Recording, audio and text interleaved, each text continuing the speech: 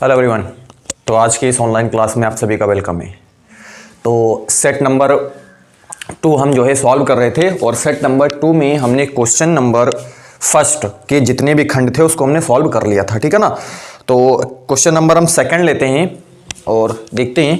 Question number second है, इसमें आपसे बोला हुआ है निम्नलिखित में से किन्हीं 3 खंडों को आपको हल करना है, ठीक है ना। तो मैंने आपको पहले भी बोला हुआ है कि इसमें 3 खंड बोले हुए हैं, लेकिन मैं इसमें जितने भी खंड दिए हैं, ठीक है ना, मैं आपको सारे खंड जो है सॉल्व कराने वाला हूं, ठीक है। तो खंड इसमें का है, इसमें कहता है चित्र में त्रिभुज एबीसी के आधार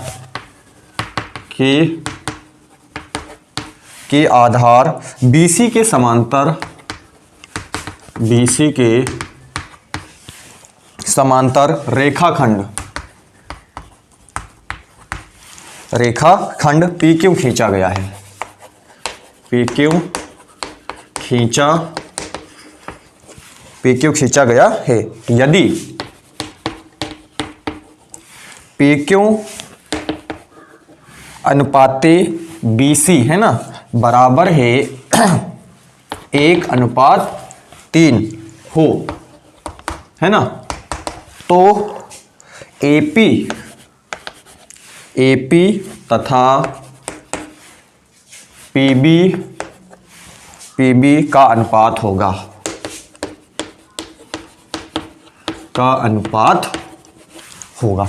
ठीक है। मैं इसका यहां पे डायग्राम देखो बनाता हूं। ये है आपके पास ABC आपके पास एक क्या है, त्रिभुज है। इसमें बोला हुआ है आधार, तो इसमें आधार क्या है आपके पास BC। आधार से मतलब यहाँ पे BC से है। आधार से क्यों बोल रहे हैं हम, क्योंकि ये जो पूरा त्रिभुज है इसी पर क्या है, टिका हुआ है, क्योंकि ये क्या है, यहाँ पे आधार है, ठीक है।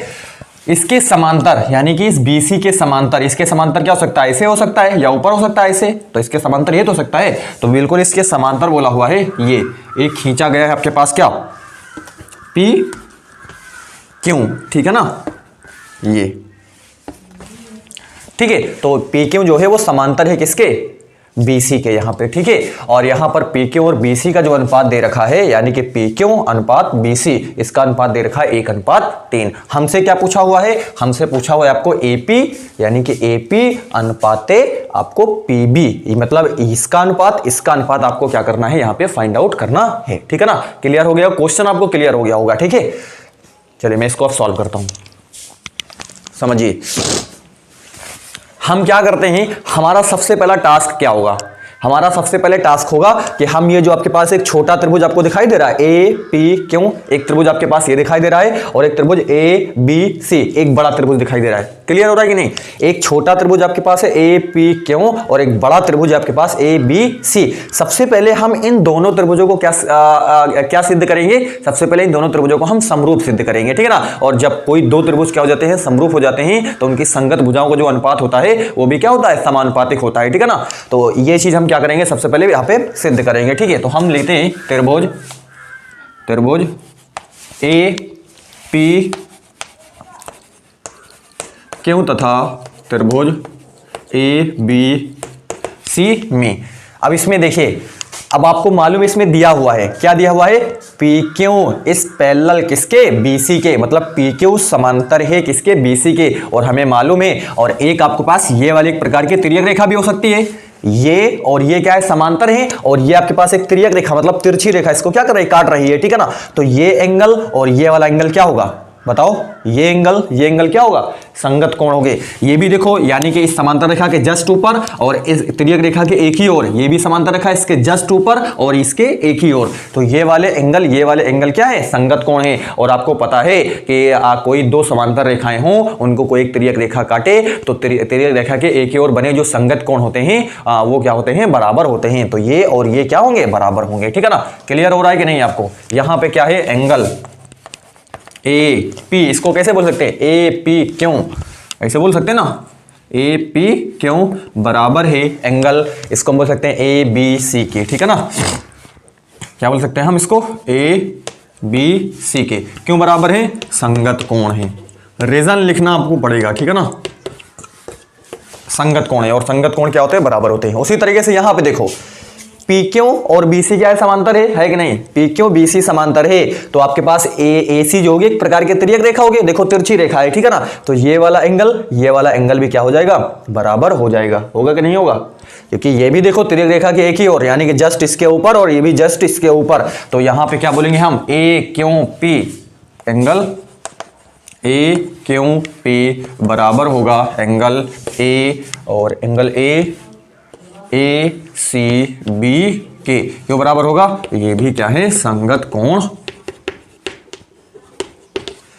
कोण है। और आपको पता है कि यदि दो त्रिभुजों में दो एंगल क्या हो, बराबर हो, क्या कहा हमने, यदि दो त्रिभुजों में दो एंगल क्या हो, बराबर हो, दोनों त्रिभुजों के, ठीक है ना, तो वो दोनों त्रिभुज जो हो जाते हैं वो क्या हो जाते हैं, समरूप हो जाते हैं, ठीक है, क्योंकि तीसरा वाला तो अपने आप बराबर हो जाएगा, ठीक है ना, मतलब दो त्रिभुज हैं और दोनों त्रिभुजों में दो चीजें क्या है, बराबर हैं, तो तीसरा वाला तो ऑटोमेटिक बराबर हो जाएगा, होगा या नहीं होगा, वो अपने आप बराबर हो जाता है, ठीक है।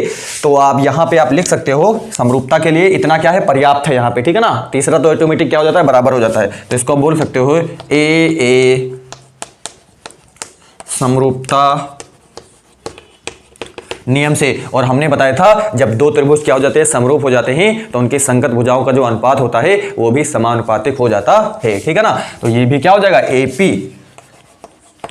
एपी यानी कि इस छोटे वाले त्रिभुज के लिए एपी है और इस बड़े वाले त्रिभुज के लिए क्या है आपके पास, AB है, ठीक है ना, AB बराबर, अब इस छोटे वाले त्रिभुज में क्या है आपके पास, ए क्यू है, और बटे बड़े वाले त्रिभुज में क्या है आपके पास, ए सी है।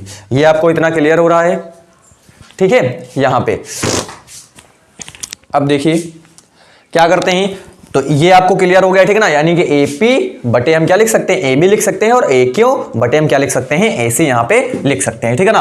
अब देखिए यहां पे हमको क्या दे रखा है, हमें ये जो है मतलब क्वेश्चन में ज्यादातर हमें ऐसे बढ़ना है जो इस पे दिया हुआ हो, ठीक है ना, यहाँ पे दिया PQ अनुपात क्या है BC के, तो हम कुछ ऐसा करते हैं, यहाँ पे देखिए एक काम ऐसा करते हैं कि इसको ऐसे भी तो हम लिख सकते हैं, देखिए AP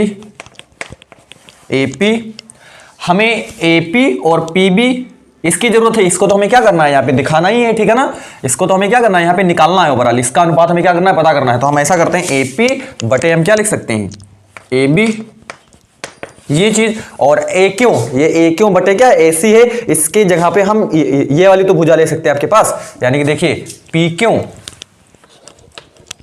यानी कि इस छोटे वाले त्रिभुज में हमने PQ ले लिया और इस बड़े वाले त्रिभुज में हम क्या ले सकते हैं, BC ले सकते हैं ना। ये क्लियर हो रहा है या नहीं, यानी कि ये भी चीज हो सकती है और ये भी चीज यहाँ पे क्या है, हो सकती है, ठीक है। तो AP बटे क्या हो जाएगा आपके पास, AP बटे हम इसको AB लिख सकते हैं, और इस छोटे वाले त्रिभुज में आपके पास PQ है और इस बड़े वाले त्रिभुज में आपके पास क्या है, BC है यहाँ पे, ठीक है ना। तो देखिए AP बटे AB को आप क्या लिख सकते हो, AB को आप लिख सकते, टोटल AB है, यहां से लेकर के यहां तक AB है, तो इसको दो खंड में इतना और इतना जोड़ करके लिख दो, यानी कि AP धन हो जाएगा आपके पास क्या, PB, और PQ अनुपात BC का अनुपात दिया हुआ है, ठीक है ना, PQ अनुपात BC का अनुपात है 1 बटा कितना हो जाएगा आपके पास, 3 हो जाएगा यहाँ पे, ठीक है ना। क्लियर हो रहा है आपको, ठीक है। तो क्या करते हैं, इसको हम 3AP, इसको हमने इसके साथ गुणा करा देना है और इसको हमने इसके साथ गुणा करा देना है, ठीक है ना। तो ये हो जाएगा आपके पास AP धन हो जाएगा आपके पास क्या, PB हो जाएगा, ठीक है ना। इसको इस साइड लेके आते हैं, 3AP माइनस क्या हो जाएगा, AP बराबर हो जाएगा आपके पास क्या, PB हो जाएगा यहाँ पे, ठीक है ना। तो यहाँ से हो जाएगा आपके पास क्या, 2AP, अरे 3AP में से AP जाएगा तो 2AP बचेगा, बराबर क्या हो जाएगा आपके पास, PB हो जाएगा। तो अगर हमें क्या बताना है, हमें बताना है AP बराबर हम क्या लिख सकते हैं, PB बटा क्या लिख सकते हैं हम, यहाँ पे 2 लिख सकते हैं, मतलब इसके नीचे हमने 2 उतार दिया, AP को हमने रोका तो 2 इसके नीचे उतार दिया, तो अब हमें तो AP बटे PB का बताना है, तो हम लिख सकते हैं यहाँ पे AP बटे क्या हो जाएगा, PB बराबर यहाँ पे क्या बचेगा, 1 बचेगा बटा कितना हो जाएगा, 2। तो ये निकल के आता है आपके पास, इसको आप कैसे लिख सकते हो, इसको लिख सकते हो AP अनुपात PB बराबर हो जाएगा 1:2। तो यानी कि AP और जो PB का जो अनुपात होगा वो आपके पास क्या होगा, 1:2 हो जाएगा, ठीक है ना। तो ये था क्वेश्चन नंबर हमारा 2 का खंड का, इस तरीके से हम इसको सॉल्व कर सकते हैं, ठीक है ना। आप इसकी प्रैक्टिस कीजिए, हमने सारा कुछ इसमें आपको बता दिया है। अगर कहीं आपको दिक्कत आ रही है, प्रॉब्लम आ रही है, तो उसको आप कमेंट बॉक्स में आप उसको क्या कर देना, लिख देना है आपको, ठीक है। तो ऐसे हमने क्या करा, एक बार मैं इसका ओवरव्यू आपको दिए देता हूं। हमने दोनों त्रिभुजों को, सबसे पहले एक छोटा त्रिभुज लिया, एक बड़ा त्रिभुज लिया, ठीक है। तो दोनों त्रिभुजों को, छोटा त्रिभुज मतलब ए पी क्यू लिया और एक बड़ा त्रिभुज ए बी सी लिया। इन दोनों त्रिभुजों को हमने क्या करा, सबसे पहले समरूप सिद्ध करा। और हम जब हमने समरूप सिद्ध कर दिया तो ए पी बटे हम लिख सकते हैं, एक छोटे वाले त्रिभुज के लिए ए पी लिख सकते हैं और बड़े वाले त्रिभुज के लिए हम ए बी लिख सकते हैं। और यहाँ पे हमने क्या लिया हुआ, ए क्यू ले लिया और बड़े वाले के हमने क्या ले लिया हुआ, ए सी ले लिया हुआ। क्योंकि हमें ए क्यू और जो है ए सी का कोई यहाँ पे काम था नहीं, हमसे यहाँ पे जो यहाँ पे बातें की गई हैं इसके बारे में थोड़ी सी बात, इसके बारे में कोई बात नहीं की गई ज्यादा, ठीक है ना। हमसे बात की गई है इस पीक्यू के बारे में, बीसी के बारे में हमको दिया हुआ था। तो हम ये वाली भुजा ले लेते हैं छोटे वाले त्रिभुज में और हम बड़े वाले त्रिभुज में ये भी भुजा तो ले सकते हैं ना। तो हमने एपी ले लिया है बटे ए बी ले लिया और पीक्यू बटे क्या ले लिया, बीसी ले लिया, ठीक है ना। और यहीं से हमने क्या करना है, इसको सॉल्व किया हुआ है, ठीक है ना। तो इस तरीके से ये क्वेश्चन हम सॉल्व कर सकते हैं, ठीक है।